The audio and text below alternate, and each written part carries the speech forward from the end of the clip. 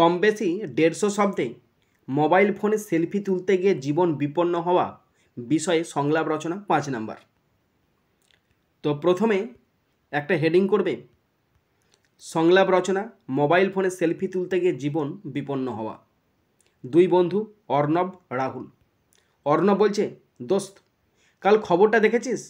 একটা ছেলে সেলফি তুলতে গিয়ে নদীতে পড়ে মারা গেছে। রাহুল, হ্যাঁ রে, ভীষণ খারাপ লাগলো। আজকালকার মানুষ যেন নিজের জীবনকেই খেলা ভাবছে। অর্ণব, ঠিক বলেছিস।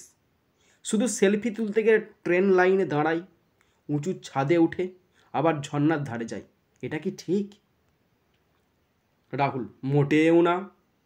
সেলফি তো স্মৃতি ধরে রাখার জন্য, কিন্তু যদি সে স্মৃতির জন্য জীবনটাই চলে যায় তবে লাভ কি?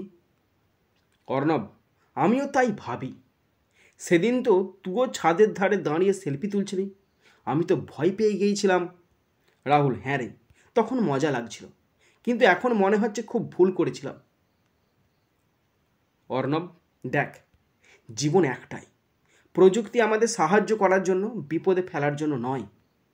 রাহুল, ঠিক বলেছিস। এখন থেকে আমি সেলফি তুলব, তবে নিরাপদ দূরত্ব থেকে। অর্ণব, শুধু তাই না, সবাইকে সচেতন করতে হবে। সোশ্যাল মিডিয়ায় লাইকের জন্য কেউ যেন নিজের প্রাণ না দেয়।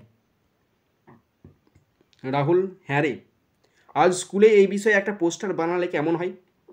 জীবন দামি, সেলফি সাময়িক। অর্ণব, দারুণ আইডিয়া। শিক্ষকদেরও বলবো যেন সবাইকে সতর্ক করে। রাহুল, এখন থেকে আমরা নিজেও সচেতন থাকব এবং অন্যকেও সচেতন করব। অর্ণব, ঠিক কথা, সেলফি নয়, সেফটি আগে। রাহুল, একদম। Safe selfie, safe life.